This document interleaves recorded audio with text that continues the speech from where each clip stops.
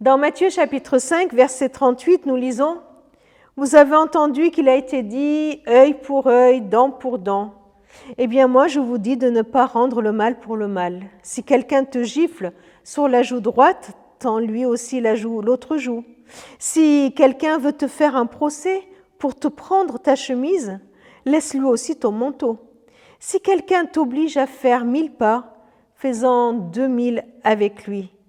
À celui qui te demande, donne, et ne te détourne pas de celui qui veut t'emprunter de l'argent. »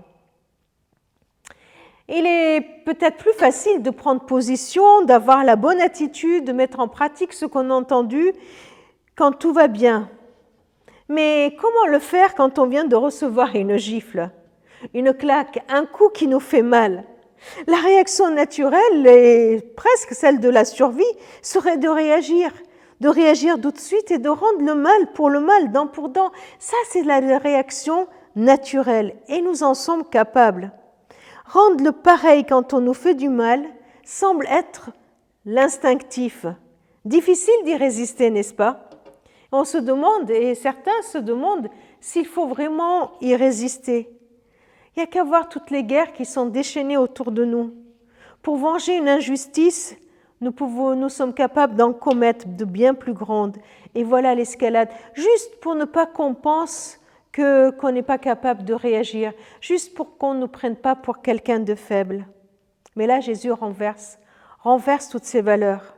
Il renverse en nous montrant que celui qui est fort n'est pas celui qui est capable de rendre l'appareil, mais celui qui est capable d'arrêter cette escalade de violence.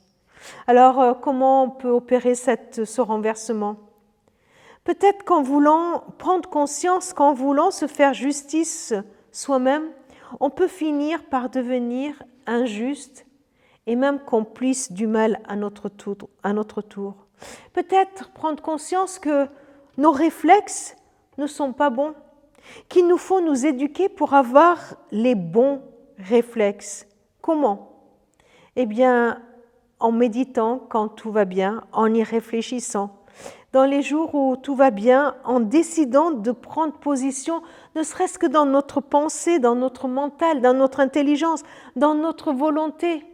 Décider au fond de nous-mêmes que nous allons résister. Non, je ne veux pas rendre le mal pour le mal.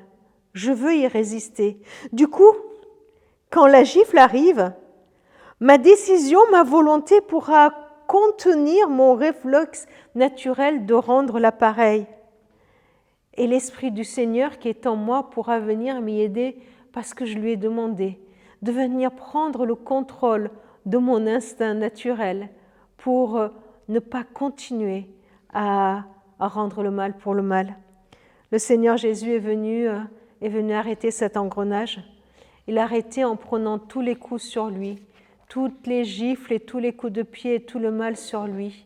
Et il a pris tout ce mal sur lui, il a porté tout ce mal sur la croix pour nous en délivrer complètement, pour que nous puissions être libres, libres d'aimer, libres de rendre le bien, même pour le mal que nous recevrions.